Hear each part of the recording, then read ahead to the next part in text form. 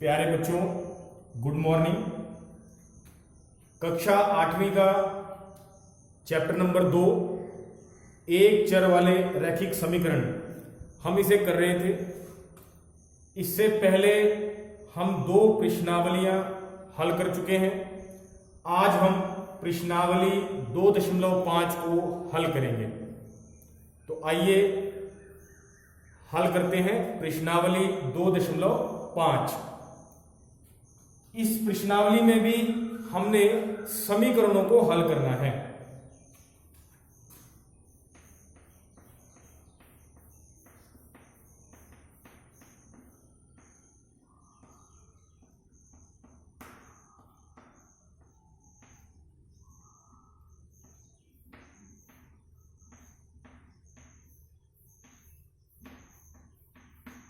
निम्न समीकरणों को हल करें।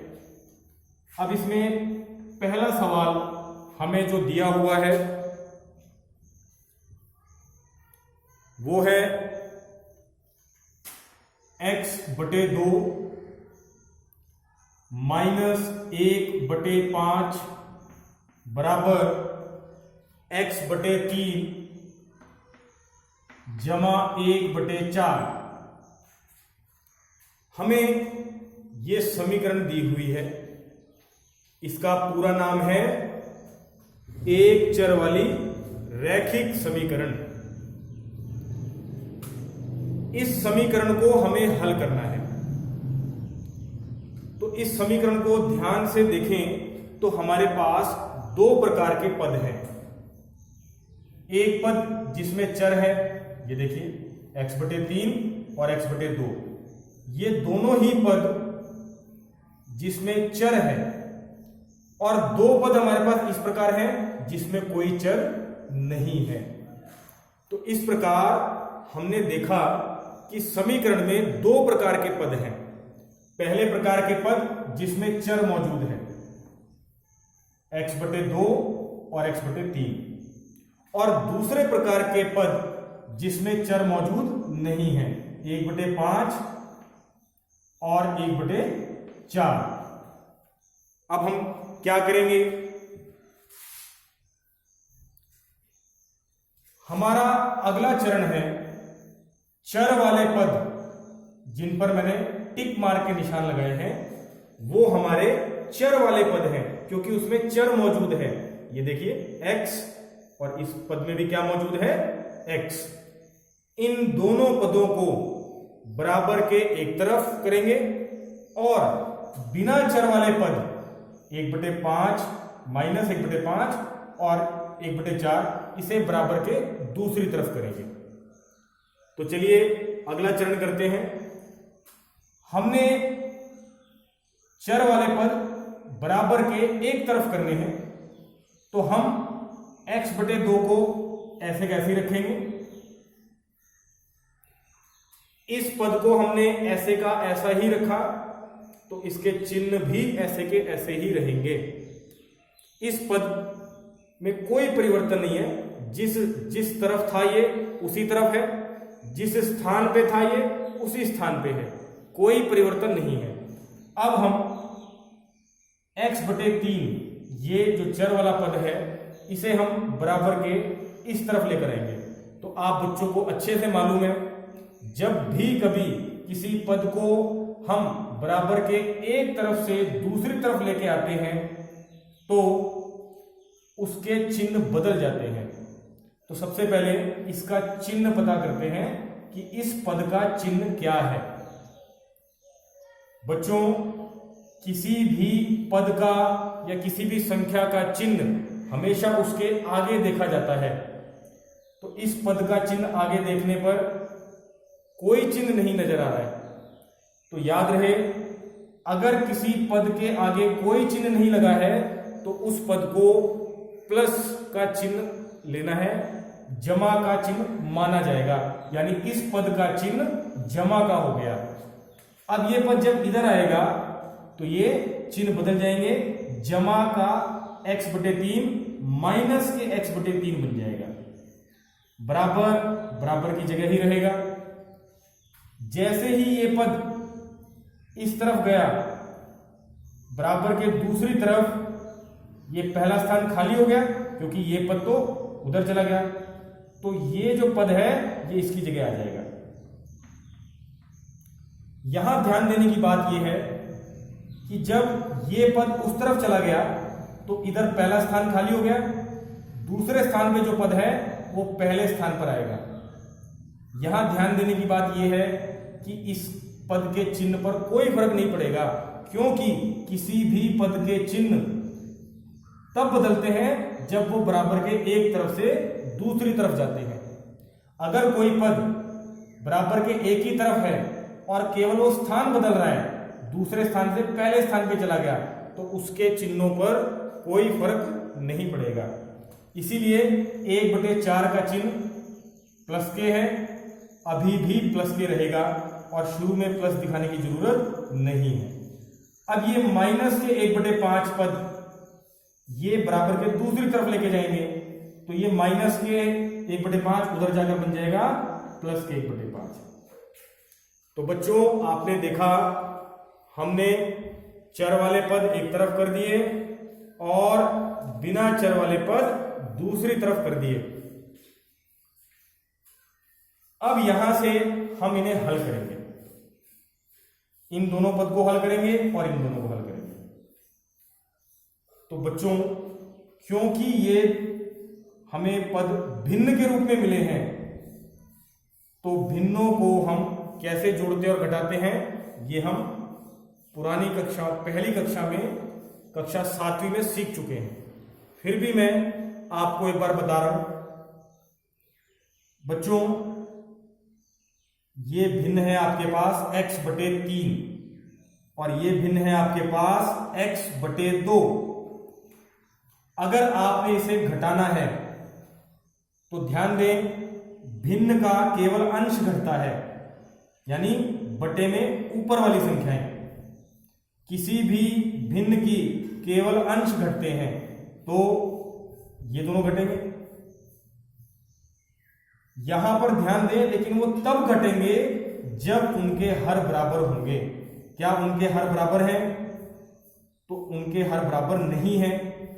एक भिन्न का हर 2 है और दूसरी भिन्न का हर 3 है। जब तक ये हर बराबर नहीं होंगे तब तक हम अंशों को ना जोड़ सकते हैं ना घटा सकते हैं। ये बात आपके ध्यान में आ गई होगी कि भिन्नों के केवल अंश ऊपर जो है बटे में संख्याएं वो जुड़ती हैं और घटती हैं। ठीक है, तो यहां ध्यान देने की बात यह है, ये आपके चर हैं, चर नहीं घटेंगे। इसके आगे जो संख्या है अगर कोई नहीं है तो क्या ले लेंगे? 1। यहां भी क्या ले लेंगे? 1। अब सबसे पहले इनके हर बराबर करते हैं। तो हर बराबर करने के लिए हम इन दोनों हर का एलसीएम लेंगे। तो चलिए एलसीएम लेते हैं। एलसीएम यानी लघुत्तम समापवर्तक या लय से वह भी कहते हैं, और ये आपको हल करना आता है। हम इसे 5वीं कक्षा से सीख रहे हैं। सबसे पहले संख्या लेंगे 2। 2 के पहाड़े में 2 कितने पे गया? 1 पे, कॉमा 2 के पहाड़े में 3 नहीं जाता है तो 3 ऐसे का ऐसा। फिर शुरुआत किससे करेंगे? 2 से। क्या 2 के पहाड़े में कोई संख्या जाती है? नहीं, तो 2 से अगली संख्या लेंगे 3। 1 ऐसे का ऐसा। 3 के पहाड़े में 3 कितने पे गया? 1 पे। जब तक ये दोनों संख्याएं 1-1 ना बन जाएं तब तक हमें हल करते रहना है। लेकिन अब ये दोनों संख्याएं 1-1 बन गई हैं, तो इसका मतलब हमारी प्रक्रिया पूरी हो गई है, हमें यहीं रुकना है। अब हम इस लाइन के इस तरफ जो भी संख्याएं आई हैं उनकी गुणा करेंगे। तो इस तरफ कौन कौन आया? 2 और 3। इनकी गुणा करवाते हैं। 2 गुणा 3, 2 गुणा 3, 2 तिहाई 6। इसका मतलब इन दोनों का एलसीएम 6 आया। इसका मतलब अब हमने इन दोनों भिन्नों के हर को 6 मान लिया है, या ये कहें अब इन दोनों भिन्नों के हर 6 बन चुके हैं। अब इन भिन्नों को कैसे हल करना है, तो देखिए x बटे 2। सबसे पहले हम भिन्न के हर के पास जाएंगे। हर कौन है? 2। उससे सवाल पूछेंगे 2 के पहाड़े में 6 कितने पे जाता है? उत्तर मिलेगा 3। 3 की गुणा ऊपर वाली संख्या 1 से करेंगे, 3 एकम 3। यहां ध्यान रहे कि चर ऐसे का ऐसा ही रहता है, चर पर कोई फर्क नहीं पड़ेगा। माइनस का चिन्ह भी ऐसे का ऐसा ही रहेगा। अब फिर हम इस भिन्न को हल करते हैं। इस भिन्न के हर के पास जाते हैं। इस भिन्न का हर कौन है? 3। 3 से सवाल पूछेंगे 3 के पहाड़े में 6 कौन कितने पे गया? 2 पे। 2 की गुणा ऊपर वाली संख्या 1 से करेंगे, 2 एकम 2 और x ऐसे का ऐसा ही रहेगा। यहां ध्यान रहे, मैं बार बार बोल रहा हूं, ये जो चर हैं ये ऐसे ही रहते हैं, इन पर कोई फर्क नहीं पड़ता। अब बराबर इधर भी 2 भिन्ने हैं। 2 भिन्नों को भिन्न यानी बटे वाली संख्या, जैसे ये 1/4 और ये 1/5। इन भिन्नों को अगर जोड़ना है तो इनके अंश जुड़ेंगे। बटे में ऊपर वाली जो संख्या होती है उन्हें अंश बोलते हैं। लेकिन ये दोनों अंश तब जुड़ सकते हैं जब दोनों के हर बराबर हो। क्या इन दोनों भिन्नों के हर बराबर हैं? नहीं। तो पहले हर बराबर करते हैं। हर बराबर करने के लिए इनका क्या लेंगे? एलसीएम। 4 और 5 का एलसीएम लेते हैं। शुरुआत किस पे करेंगे? 2 पे। 2 के पहाड़े में 4 कितने पे जाता है? 2 पे। 2 के पहाड़े में 5 जाता है? नहीं। तो ऐसे का ऐसा। फिर शुरुआत किस पे करेंगे? 2 से। 2 के पहाड़े में 2 कितने पे जाता है? 1 पे। 2 के पहाड़े में 5 नहीं जाता, इसीलिए ऐसे का ऐसा। फिर शुरुआत किस पे करेंगे? 2 पे। क्या अब कोई संख्या 2 के पहाड़े पे जाती है? नहीं। तो 2 से अगली संख्या लेंगे 3। क्या 3 के पहाड़े में कोई संख्या जाती है? नहीं। तो 3 से अगली संख्या लेंगे 4। क्या 4 के पहाड़े में कोई संख्या जाती है? नहीं। तो 4 से अगली संख्या लेंगे 5। 5 के पहाड़े में 5 जाता है, इसीलिए अब की बार हम 5 लेंगे। एक ऐसे का ऐसा। 5 के पहाड़े में 5 कितने पे गया? 1 पे। अब ये दोनों संख्याएं एक एक बन गई है, यानी हमारी प्रक्रिया पूरी हो गई है। अब हम लाइन से इस तरफ वाली संख्याओं की गुणा करेंगे। तो इस तरफ कौन कौन संख्या है? 2 गुणा 2 गुणा 5। अब गुणा करते हैं। 2 दूनी 4, यहां तक 4 बन गया। 4 पंजे 20, यहां तक 20।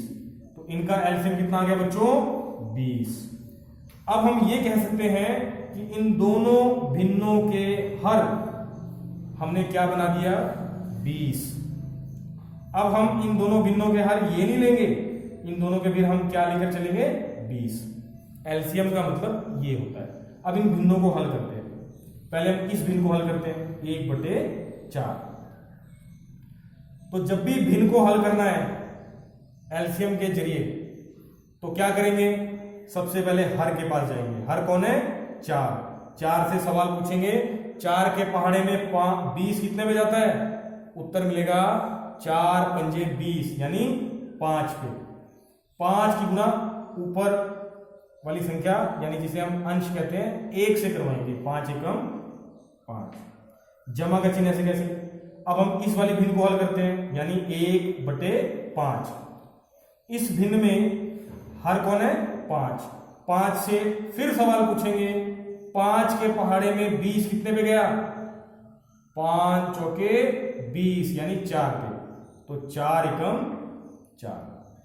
अब हमने दोनों तरफ एलसीएम हल कर लिया है। अब इसे आगे हल करते हैं। बटे में 6 रहेगा, क्योंकि इन दोनों पदों में एक जैसे चर है x, यानी ये दोनों पद समान पद हैं।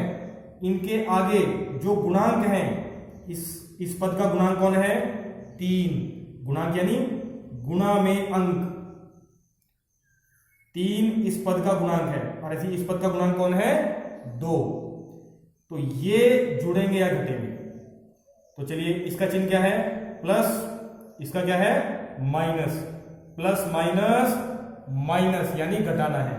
3 में से 2 गया 1। और मैंने आपको बताया था चर हमेशा वैसे का वैसे ही रहता है। अब इसका चिन्ह क्या आएगा? इनमें से जो बड़ा पद है कौन है? 3x, उसका चिन्ह जमा है, इसीलिए हमारे उत्तर का चिन्ह भी जमा आएगा, और यहां जमा दिखाने की जरूरत नहीं है। अब हम इसको हल करते हैं। बटे में 20, बटे में 20 ही रहेगा। अब 5 का चिन्ह क्या लेना है? अगर कोई चिन्ह नहीं है तो क्या मानते हैं? प्लस। और 4 का चिन्ह भी क्या है? प्लस। प्लस प्लस प्लस यानी जोड़ना है। 5 और 4 9। और इसका चिन्ह क्या आएगा? इनमें जो बड़ी संख्या होगी, जो चिन्ह उसका होगा वही चिन्ह इसका आएगा। इनमें बड़ा कौन है? 5, उसका चिन्ह क्या है? प्लस। तो 9 का चिन्ह भी क्या आएगा? प्लस। और यहां पर प्लस दिखाने की जरूरत नहीं है। अब हम इसको हल करते हैं। इस रकम को मैं आगे लिख रहा हूं।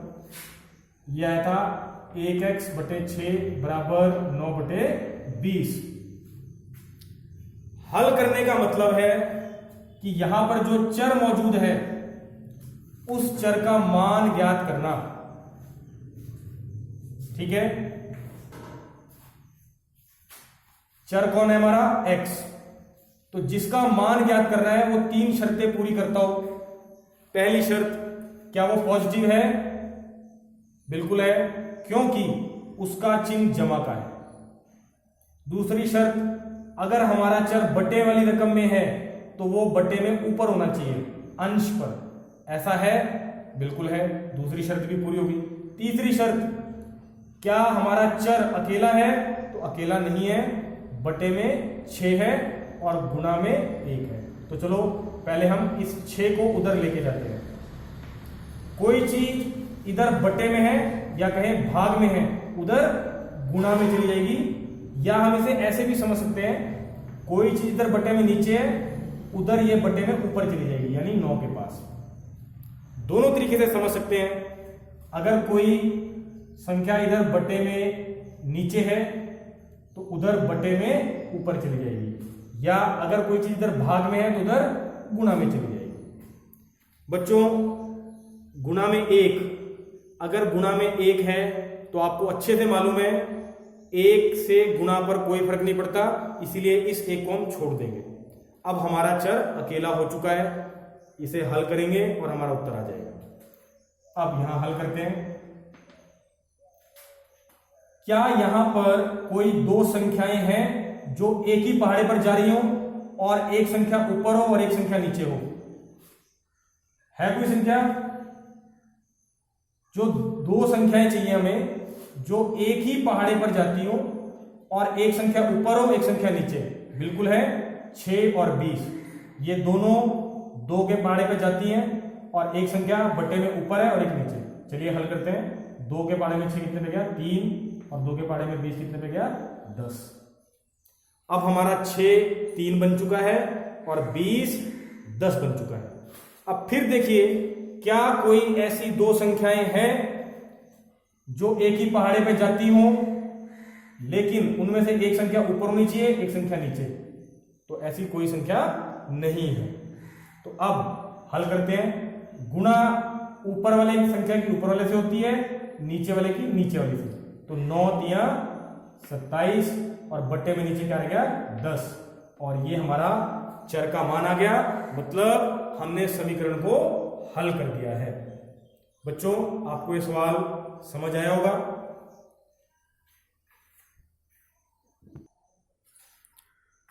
बच्चों, अब हम दूसरी प्रकार का सवाल इसे हल करेंगे।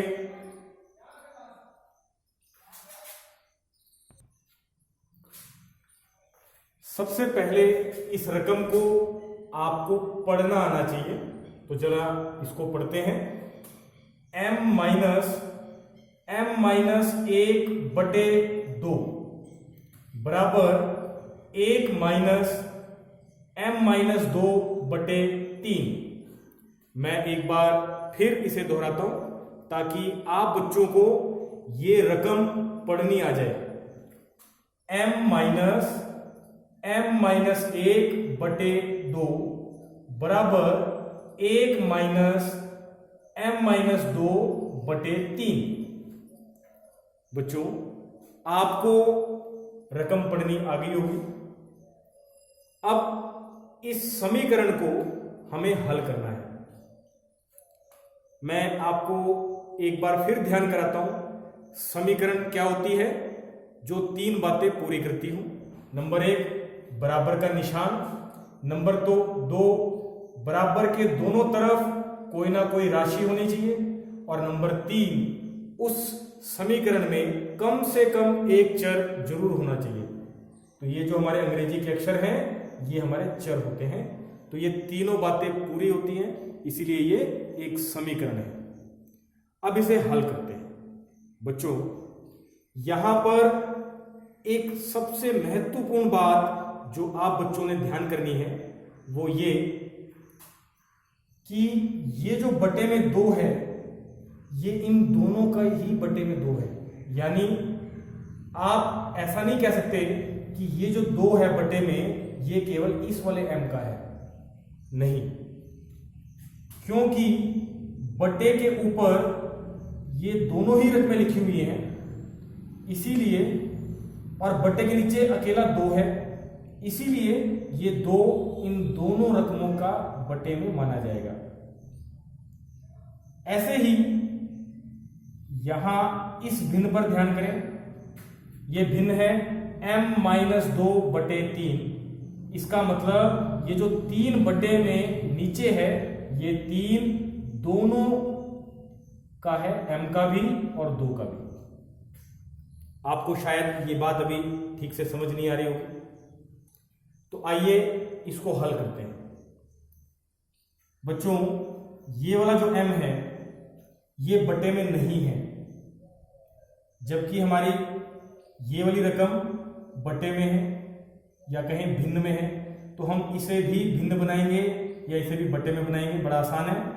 कोई भी संख्या अगर भिन्न के रूप में नहीं है, बटे में नहीं है, तो उसके बटे में 1 लगा दें, वो संख्या भी बटे वाली संख्या बन जाएगी या कहें भिन्न बन जाएगी।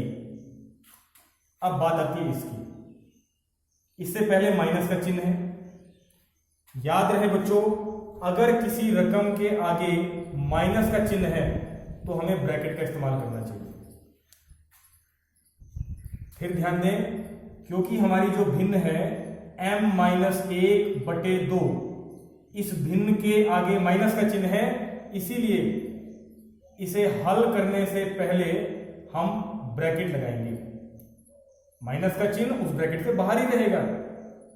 अब इसे हल करते हैं। इसे हल करने का मतलब है, ये जो बटे में 2 है, ये दोनों को अलग अलग देंगे, m को भी और 1 को भी। ये बटे में 2 दोनों को अलग अलग दे दिया, m को भी दे दिया और 1 को भी दे दिया। ध्यान रहे, 1 का चिन्ह क्या है? माइनस। और m का चिन्ह आप ये ना समझें, ये वाला माइनस का चिन्ह इस पूरी भिन्न का है। m का चिन्ह तो यहां देखने पे मिलेगा, कोई चिन्ह नहीं है तो क्या लेंगे? प्लस। और ब्रैकेट के शुरुआत में प्लस दिखाने की जरूरत नहीं है। बच्चों, अगर आपको ये बात समझ में आ गई तो आपका सवाल बड़ी आसानी से हल हो जाएगा। देखिए दोबारा से, क्योंकि इस पूरी भिन्न के पहले माइनस है, इसीलिए इस भिन्न को हल करने से पहले मैंने ब्रैकेट लगा ली, ये लगा ली। और फिर ये दोनों को अलग अलग दे दिया, m को भी अलग, 1 को भी अलग। अब इसको हल करते हैं।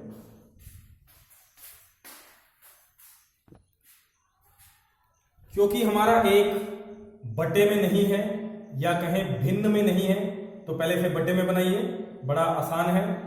1 के बटे में 1 लगा दें। अब ये वाला 1 भी भिन्न रूप में आ चुका है या कहें बटे वाले रूप में आ चुका है। माइनस, ये माइनस इस पूरी भिन्न का है, इसीलिए इस भिन्न को ब्रैकेट में ले लें। ये माइनस आप इस m का ना समझें, ये माइनस इस पूरी भिन्न का है, इसीलिए माइनस और फिर ब्रैकेट, क्योंकि अगर किसी संख्या के आगे माइनस लगा हुआ है और उस संख्या में 2 पद हों या 3 पद हों या 4 पद हों तो हमें ब्रैकेट का इस्तेमाल करना चाहिए। मोटी सी बात, ये माइनस का चिन्ह इस m का नहीं है, ये माइनस का चिन्ह इस पूरी भिन्न का है, इसीलिए हमने माइनस और उसके बाद इस भिन्न के लिए ब्रैकेट इस्तेमाल की, ताकि हमारी गलतफहमी दूर हो जाए कि ये माइनस का चिन्ह m का है। ऐसा नहीं है, ये माइनस का चिन्ह इस पूरी भिन्न का है। अब हम माइनस, ये बटे में 3 अलग अलग करते हैं, m के बटे में 3 अलग चला जाएगा, 2 के बटे में 3 अलग चला जाएगा। ये 3 दोनों का था, इसीलिए दोनों के बटे में अलग अलग जा सकता है।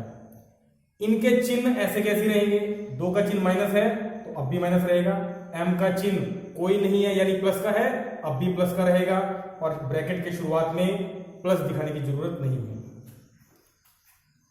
इधर ब्रैकेट के बाहर अगर माइनस है तो जैसे ही ब्रैकेट को खोलेंगे, ब्रैकेट के अंदर जितने भी पद हैं सबके चिन्ह बदल जाएंगे। ब्रैकेट के अंदर कितने पद हैं, 2 पद हैं, इन दोनों के चिन्ह बदल जाएंगे क्योंकि ब्रैकेट के बाहर माइनस है। सबसे पहले इस पद को देखिए, m/2, इस पद का चिन्ह क्या है, कोई चिन्ह नहीं है तो क्या लेंगे, प्लस। अब इसका चिन्ह क्या हो जाएगा, माइनस। 1/2 का चिन्ह क्या है, माइनस, अब क्या हो जाएगा, प्लस। इसे हम ऐसे भी समझ सकते हैं, जैसे ही ये ब्रैकेट खोलेंगे ये माइनस का चिन्ह पहले प्लस से टकराएगा, माइनस प्लस माइनस और m/2, फिर ये माइनस इस माइनस से टकराकर माइनस माइनस प्लस बन जाएगा 1/2। अब ऐसे ही हम इस वाली ब्रैकेट को हल करते हैं, m/1 माइनस m/2 जमा 1/2 बराबर 1/1। इस ब्रैकेट के बाहर भी माइनस है, अगर ब्रैकेट के बाहर माइनस है तो ब्रैकेट के अंदर जितने भी पद हैं सबके चिन्ह बदल जाएंगे। अभी इसका चिन्ह क्या है, m/3 का प्लस क्या हो जाएगा, माइनस, और 2/3 का चिन्ह क्या है, माइनस, तो क्या हो जाएगा, प्लस। इसे हम ऐसे भी समझ सकते हैं, माइनस प्लस माइनस m/3, ऐसे कैसे, माइनस माइनस प्लस 2/3। अब चर वाले पद छाट लें, एक तो ये है, एक m/2 है माइनस के, और एक माइनस के m/3, ये तीनों पद हमारे चर वाले हैं।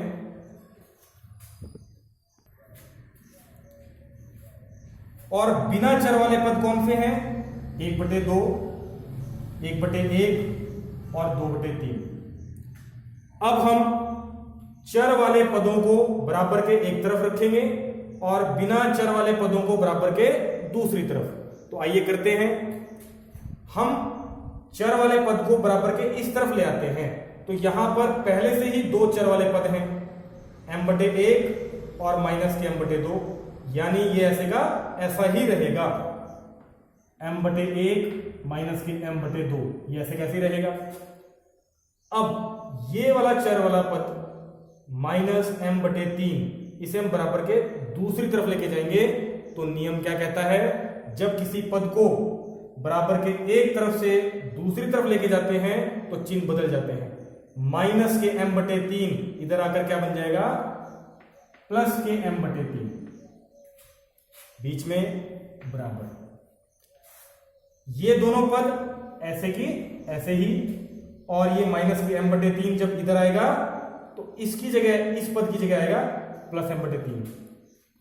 अब बिना चर वाले पद बराबर के उस तरफ, तो बिना चर वाले 2 पद पहले से ही यहां मौजूद है, ये ऐसे कैसे, 1/1 और जमा के 2/3, पहले तीसरे नंबर पे था, अब इसे हम दूसरे नंबर पे ले आएंगे। बराबर के इसी तरफ था, पहले तीसरे पे था, अब दूसरे पे लाएंगे, तो चिन्हों पर कोई फर्क नहीं पड़ेगा। अब ये जमा के 1/2 उधर जाएगा तो क्या बन जाएगा, माइनस के 1/2। अब बच्चों हम इसे एलसीएम लेकर हल करेंगे। इन तीनों भिन्नों के हर का एलसीएम लेंगे। तो इन तीनों भिन्नों के हर कौन है? 1, 2 और 3। तो 1 को लेने की जरूरत नहीं है, 2 और 3 का एलसीएम ले लें। अब तक आपको याद भी हो गया होगा 2 और 3 का एलसीएम क्या आता है? 6। मैं फिर भी एक बार हल कर देता हूं। 2 के पहाड़े में 2 1 पर गया, 3 नहीं गया, ऐसे का ऐसा ही। अब 2 फिर 2 लेंगे लेकिन कोई संख्या नहीं जाती, तो 3 1 ऐसे का ऐसा। 3 के पहाड़े में 3 कितने पे गया? 1 पे। ये दोनों संख्याएं 1 1 बन गई, यानी हमारी प्रक्रिया पूरी हो गई है। अब लाइन के इस तरफ वाली संख्याओं को गुणा कर दें। 2 गुना 3, 2 तिहाई 6, यानी इनका एलसीएम कितना आ चुका है? 6 आ गया है। अब इसे हल करते हैं। पहले हम इस वाली भिन्न को हल करते हैं। इसके हर के पास जाइए, कौन है? 1 की गुणा 6 से 1 के पहाड़े में 6 कितने पे जाता है? 6 पर। 6 की गुणा ऊपर क्या आएगा? 6m। फिर माइनस का चिन्ह ऐसे कैसे? इस भिन्न को हल करते हैं। इस भिन्न का हर कौन है? 2 से सवाल पूछेंगे। 2 के पहाड़े में 6 कितने पे गया? उत्तर मिलेगा 3। 3 की गुणा m से 3m। फिर जमा ऐसे कैसे? इस वाली भिन्न को हल करते हैं। हर पे जाते हैं। हर कौन है? 3 के पहाड़े में 6 कितने पे गया? 2 की गुणा m से 2m बराबर। अब इन तीनों भिन्नों को भी हम एलसीएम लेके हल करेंगे। किसका एलसीएम लेना है? 1, 3 और 2 का। तो 1 को लेने की जरूरत नहीं है, यानी यहां भी एलसीएम किन किन का लेना है? 2 और 3 का, और जो कि हमें पता है कितना आ चुका है? 6। अब हल करते हैं। पहले इस भिन्न को हर के पास जाइए। 1 के पहाड़े में 6 कितने पे जाएगा? उत्तर मिलेगा 6। 6 की गुणा ऊपर वाले 1 से 6 कम 6, जमा का चिन्ह ऐसे कैसे? 3 के पहाड़े में 6 कितने पे जाएगा? 3 दूनी 6, यानी 2 आ गया। 2 की गुणा ऊपर वाले 2 से 2 दूनी 4, माइनस का चिन्ह ऐसे कैसे? 1/2 को हल करते हैं। हर के पास जाइए, कौन है? 2 के पहाड़े में 6 कितने पे गया? 3 पे। 3 एकम 3। अब बटे में 6 ही रहेगा। अब पहले हम इन दोनों को हल करते हैं। इसका चिन्ह क्या है? प्लस, इसका क्या है? माइनस। प्लस माइनस माइनस, यानी घटाना है। 6 में से 3 गया 3, और m ऐसे का ऐसा ही रहता है। चर ऐसे कैसे ही रहता है। इन दोनों में बड़ा कौन है? 6m। उसका चिन्ह प्लस का है, तो हमारे इसका भी चिन्ह क्या आएगा? प्लस। और शुरू में प्लस दिखाने की जरूरत नहीं है। जमा के 2m ऐसे का ऐसा ही बराबर। अब इधर बटे में 6 रहेगा। पहले हम इन दोनों को हल करते हैं। प्लस प्लस प्लस, यानी जोड़ेंगे, या ये कहें एक जैसे चिन्ह तो जोड़ते हैं। 6 और 4 10। 10 का चिन्ह क्या आएगा? इनमें से जो बड़ी संख्या है, जो चिन्ह उसकी होगा उसी का चिन्ह आएगा। बड़ा कौन है? 6 का चिन्ह प्लस, तो 10 का भी क्या आएगा? प्लस, और माइनस 3 ऐसे का ऐसे। फिर बटे में 6 ऐसे का ऐसे। अब इन दोनों को हल करते हैं। दोनों के चिन्ह एक जैसे हैं, प्लस और प्लस, तो जब दो एक जैसे चिन्ह हो तो जोड़ते हैं, या कहें प्लस प्लस प्लस, यानी जोड़ना है। 3 और 2 5, एम ऐसे का ऐसे। चिन्ह किसका? 5m का चिन्ह क्या आएगा? इनमें से जो बड़ा है, पहले उसको देखिए, कौन है बड़ा? 3m। इसका चिन्ह प्लस का है, तो इसका भी प्लस का आएगा बराबर। अब इधर हल करते हैं। प्लस माइनस माइनस, यानी घटाना है, या ये कहें जब दो अलग अलग चिन्ह आएंगे तो घटाते हैं। घटाना बड़े में से छोटा है, 10 में से 3 गया 7/6। इनमें से बड़ा कौन है? 10, उसका चिन्ह प्लस, तो ये प्लस।